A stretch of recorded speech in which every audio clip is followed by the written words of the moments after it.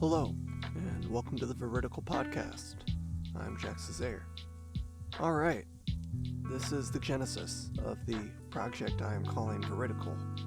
This is going to be an op-ed and book review podcast, and I want us to examine a lot of the literature that I've deemed overlooked by society. I believe there's a lot of lessons here that we can extrapolate and apply to our everyday lives, that we can see a tangible and significant increase in our intelligence and social awareness. So, some bullet points here I wanted to hit on this episode. I wanted to talk just very briefly a little bit about me, because I will be hosting, as I see it, every episode. I wanted to talk about literature and the importance of reading. I want to talk about the value of nuanced conversation and the famine of conclusions around those nuanced conversations. And I will end by discussing the future of the podcast. Alright, a little bit about me. Well, nothing special. I am a 22-year-old man living in Dallas, Texas. I have a bachelor's in theology from Dallas Baptist University, and I am currently waiting to hear back from grad schools. I am accepted into Dallas Baptist for their master's in divinity. I am still waiting to hear back from University of Chicago for their master's in philosophy of religion, and Dallas Theological Seminary for their master's in theology. And that's about it. My hobbies are reading, and my love for reading is what truly gave birth to this podcast. I just felt like I had an abundance of opinions that I wanted to share about a lot of the literature I was reading, and I needed a platform to voice it on. Of course, no one wants to just sit around and listen to some 22-year-old share what he thinks about certain ideas. So the general structure of each episode will be around 30 minutes of an objective, neutral, bird's eye view of the topic and book, and the last 20 to 30 minutes will be my opinion and my take of the book. That way you get a balance of an objective view and what I believe should be extrapolated from that piece of literature. I currently work as a barista at my church. I have a huge love for coffee, and I run a recreational coffee Instagram page. And that's enough about me. I want to get to some of the topics here, because I do believe they are important. Alright, the value of literature and the importance of reading. We are in a different time, where less and less books are being read, and more crazy books are being written. I do not believe our species is nearing the end of coming up with new ideas that are useful, but we are certainly at the point where it looks like we're scraping the bottom of the bucket for good ideas. And I really hope this podcast can be the gateway to uncovering a lot of good ideas that can be hidden in older literature and a lot of the overlooked books of today. When you pick up the hobby of reading and you read with a good intention, you will notice a tangible result in your conversations. You will be able to contribute effectively to a lot of the more severe conversations that people often shudder away from having. You will notice your intelligence on subjects, even if you just read one book about it, will automatically surpass almost everyone in a room, unless there is, of course, an expert in that field. This is not a get-rich-quick scheme in a metaphor comparing to your intelligence. This will take work, because you can't just merely read. You have to truly absorb the words and ideas that are coming from the books. I encourage all of y'all now to recall either a time when you or someone you knew was the center of what's known as the Dunning-Kruger effect. The Dunning-Kruger effect is essentially someone who is speaking the most on a topic knows the least on the topic. So, no doubt this is famous at your Thanksgiving dinners and your Christmas dinners, and when you're in a social setting, someone will begin spewing out just completely incorrect facts, and you know they know nothing on the subject. And what they're doing is effectively barring themselves from being invited back to the conversation. They have a preconceived notion on the subject, but as far as true tangible knowledge on it, well, there's a famine there. But when you read with intention, and you read to learn, well, this is almost the greatest vaccine to that social disease that we could ever hope for.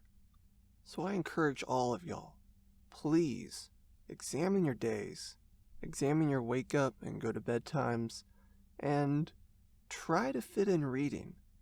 Find a book that you find exciting, and truly exciting, and read it. And don't just glare at the pages.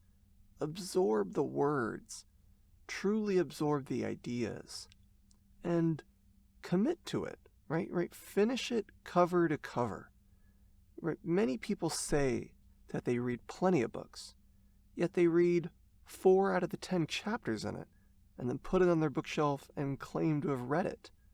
Well, you're not just lying to others, but you're lying to yourself, and you're putting yourself at a major disadvantage.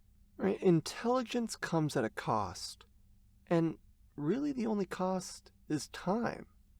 And though we feel like we're in the most rushed society ever, I think we have more free time than we truly tell ourselves we have.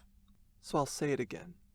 Examine your screen time, examine your nap time, and examine your downtime. And please find the time to read. It's there. And reap the benefits of it. We are putting ourselves at a disadvantage and practically shooting ourselves in the foot when we want to have nuanced and valuable conversations, yet go in unarmed. It is like we're bringing a knife to a gunfight willingly when we don't read. And if you haven't convinced yourself of the value of reading, yet you choose to delight in this podcast, well, my only hope is you can learn something from this, and hopefully along the way, you can gain that motivation. Alright, on to the next topic. The value of nuanced conversation and the dire need for conclusions. So, we've all heard people talking about the value of nuanced conversations and how they love to have them. However, I think there's a problem here. I think saying we need more nuanced conversations is a half-truth. I think the full sentence should be, well, we need to make space for nuanced conversations and truly seek conclusions from them. Right? Agreeing to disagree on valuable topics is not only lazy, but it's a cop-out. And it can leave people in serious danger and harm, especially on the more major topics being discussed in a society at large. Right, so let me give you examples of some things that you can't just agree to disagree on. Right, we don't get to agree to disagree on slavery, or genocide, or eugenics. Right, these are things that we have reached our objective conclusion on.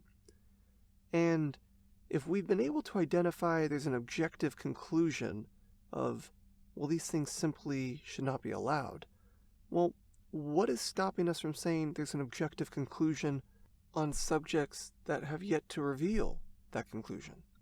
As I said earlier, I think we do live in a world with an objective reality and an objective truth. And every question has a true objective answer. Obviously, there are things opinionated like what is the best ice cream and what is your favorite color. Well, those are truly your domain. But as far as questions that extend outside of the individual, even if we don't currently know the answer, there is an objective answer out there. And of course, nuanced conversation is the gateway to this. But if we don't seek to end that conversation, we are wasting our time. Now, of course, the answer doesn't have to be found out in that conversation. Hell, it might not even be found out in your lifetime.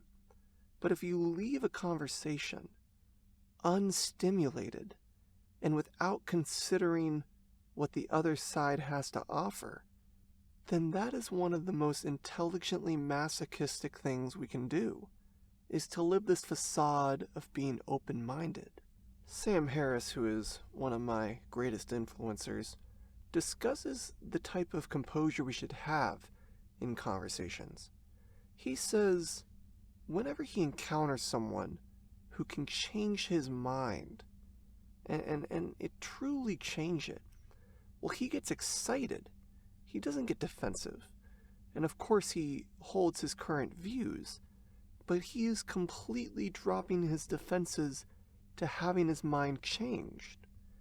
This is what happens when we value reality over our own pride and our own beliefs. And you may want something to be true, whether it be your religion or your political ideology, right? Or the way you should raise your kids. But if that is what you're loyal to, rather than the reality of that situation, you're living life with both your arms tied behind your back. Now, this doesn't mean your mind has to be malleable, but it should be malleable to reality. And if you encounter someone who says, "Nothing can change my mind," well then the conversation is over, right? You are wasting your time. And that's just a loss that we have to accept. And if you are that person saying, "Nothing can change my mind," well, evaluate that. What convinced you of that topic in the first place? And why was your own interpretation of information in that moment different than it need to be in the current moment? And if we are to be the intelligent phoenix that arises out of the ashes of a dumbed-down society, it will start with first reading, but then changing our composure in nuanced conversation. And I can feel myself getting passionate about this topic, and I wanted to keep this episode brief, and so that is what we will do. Now I'm going to discuss the future of the podcast. I will have our first book picked soon. I'm still deciding on that. Of course, I want it to be something entertaining, but also very important, and that episode will have birth soon. I think, of course, the book should be simple and easy to understand, and I also wanted to make it one of the theological reads that I have consumed. I think before we get into the more precise and eccentric topics, we should cover a simple read for the first and second episode. Alright, that will do it for the first episode. I mean, this is just an intro. No telling how the audio will sound on this. I am trying my best here. I have some pretty good equipment, but I am kind of learning by myself. I have some good friends helping me along the way, but most of the time I'm winging it here. So if the audio is really not soothing to your ear, just take my word for it that I will notice it and fix it for the next episode. And that will do it for the first episode of Veridical. I appreciate you embarking on this journey with me, and I hope we can all learn a thing or two. Until next time, goodbye.